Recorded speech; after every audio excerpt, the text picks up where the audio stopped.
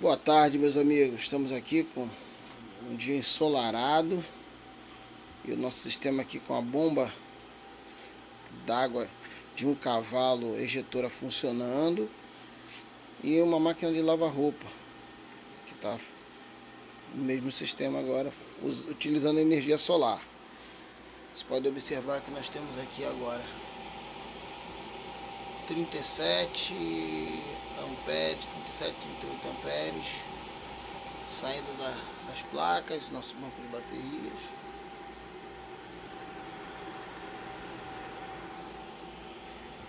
E nós temos um consumo agora de 925 watts na parte AC. Bem interessante sistema, nosso inversorzinho de baixo custo, tocando toda a casa, não toda a casa, né, mas tudo que é necessário agora, que teria grande consumo, que é a bomba d'água e a máquina de lavar roupa. Aí, ó, o nosso consumo da máquina de lavar roupa agora entrou, ela entra no processo de centrifugação lá. E aí você tem um salto bem grande lá. Essa marcação é a entrada da máquina, a centrifugação da máquina de lavar roupa. Bacana, né? Tudo isso a 0,800, nosso inversorzinho tocando numa boa. Aí, ó, 1,49 kW.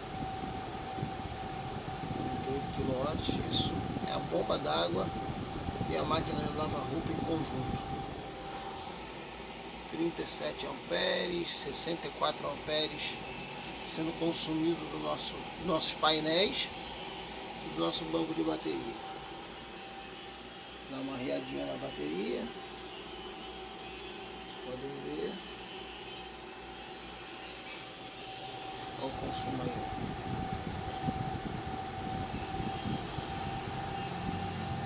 A máquina entra naquele processo de centrifugação. Ela dá o giro, para, dá o giro, para. Enquanto isso, a bomba d'água está de forma contínua. Gente, a energia solar é muito bom. Isso aqui estaria consumindo energia da concessionária, gerando um custo bem elevado nas contas. E está tudo acontecendo aqui a custo zero.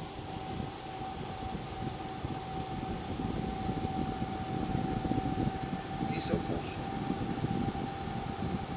A máquina de lavar entra e sai, processo de centrifugação dela e a bomba d'água funcionando em conjunto. Top, né? Tá aí. Eu recomendo que quem puder investir em energia solar. Acho que o retorno ele é direto, entendeu? Ele é direto. Você poder não se preocupar com o consumo de uma bomba, não se preocupar com o consumo de uma máquina de lavar roupa. Isso é muito expressivo no final do mês. Aí.